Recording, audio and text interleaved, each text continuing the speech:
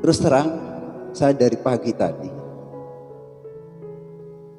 sempat berpikir, kenapa ya para ulama seperti Ki Hasyim Asy'ari, Ki Wahab Hasbullah, Kiai Bishri Sansuri, Ki Hasan Sepuh, Ki Asnawi Kudus, Ki Ridwan Abdullah, Ki Mas Alwi Abdul Aziz dan lain-lainnya, yang beliau itu bukannya kurang kerjaan,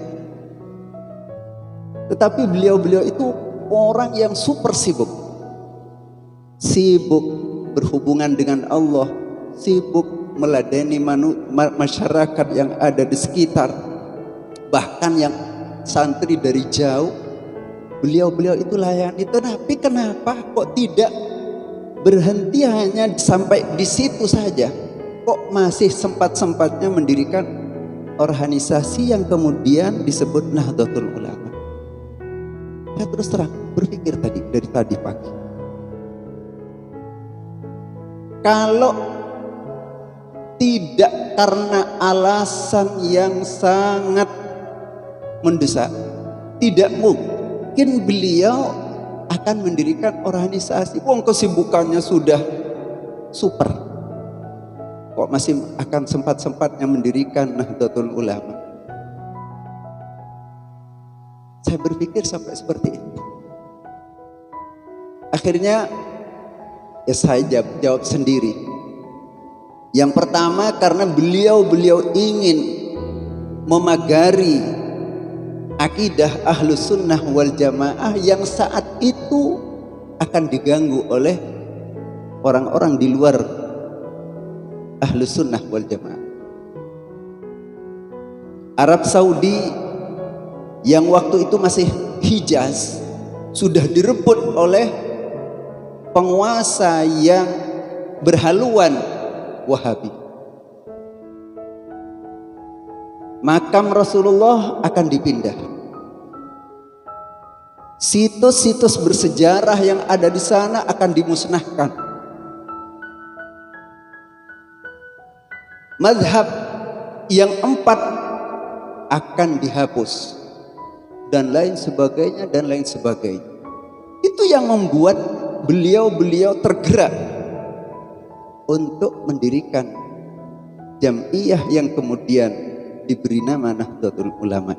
Itu antara lain, bukan hanya itu saja. Jadi kalau kita pikir jasa Nahdlatul Ulama bukan hanya untuk orang-orang NU, bukan hanya untuk warga umat Islam yang hidup di Indonesia, bukan hanya untuk bangsa Indonesia yang beraneka macam latar belakang ini, akan tetapi juga dirasakan oleh kaum muslimin yang ada di luar Indonesia. Salah satu contohnya itu beliau berhasil mempertahankan makam Rasulullah Muhammad sallallahu alaihi wasallam yang akan diusik ketika itu. Karena menurut orang-orang Wahabi, ziarah ke makam Rasulullah itu ghairu masyru'ah, tidak disyariatkan dalam Islam. Maka mereka dulu akan membongkar makam Rasulullah, akan dipindahkan dari Masjid Nabawi yang kita ketahui bahwa makam Rasulullah ada di sana. Padahal dari sejak awal ketika Rasulullah wafat, para sahabat ini sudah silang pendapat. Ada yang bilang dimakamkan di sini, ada yang bilang dimakamkan di sana, ada yang bilang dimakamkan di tempat yang berbeda. Datanglah Sayyidina Abu Bakar As-Siddiq, orang yang paling dekat dengan baginda Rasulullah Muhammad sallallahu alaihi wasallam. Beliau lantas menyampaikan, sami'tu Rasulullah sallallahu alaihi wasallam yaqul ma qubida nabiyyun illa wa yudfanu haitsu yuqbad. Tidak wafat seorang nabi kecuali dia harus dimakamkan di mana beliau itu wafat. Karena wafatnya baginda Rasulullah Muhammad sallallahu alaihi wasallam ini di dalamnya Siti Aisyah, maka harus dimakamkan di situ. Nah, ini yang ketika beberapa tahun yang lalu juga sempat ramai akan ada wacana akan dibongkar makam Rasulullah, akan dipindah.